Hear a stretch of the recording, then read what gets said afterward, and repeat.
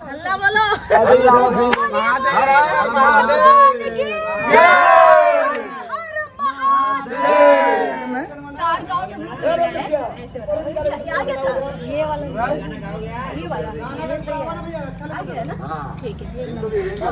नमस्कार, मैं अलका सिंह पहाड़िया और आफन ताफन में हम आज बाबा का गाना शूट कर रहे हैं। अक्सर लेट करते हैं बट सॉरी इसके लिए, लेकिन बहुत ही अच्छा गाना है।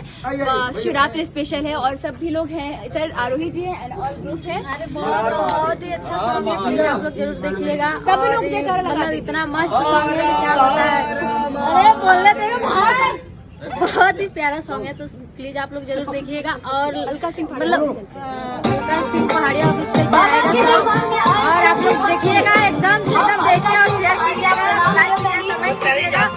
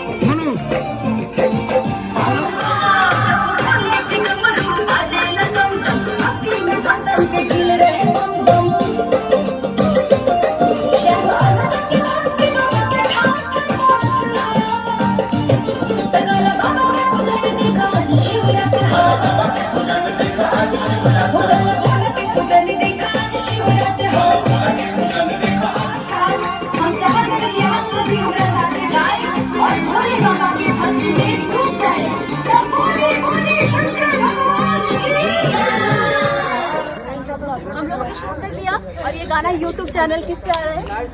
अलका सिंह पहाड़िया ऑफिशियल पे। और ये देखिए नाम बहुत बड़ा है ना, कैमरा भाई घायल भाई हैं, कोरियोग्राफर में कोरियोग्राफ किया उन्होंने। प्रतीक जी है हमारे साथ डीओपी में और भी बहुत सारे क्रू मेंबर्स हैं हमारे ग्रुप वाले प्लीज कम हियर माइक। आइए सारे ग्रुप वाले इधर आइए। हल्ला बोलो। आ जाइए।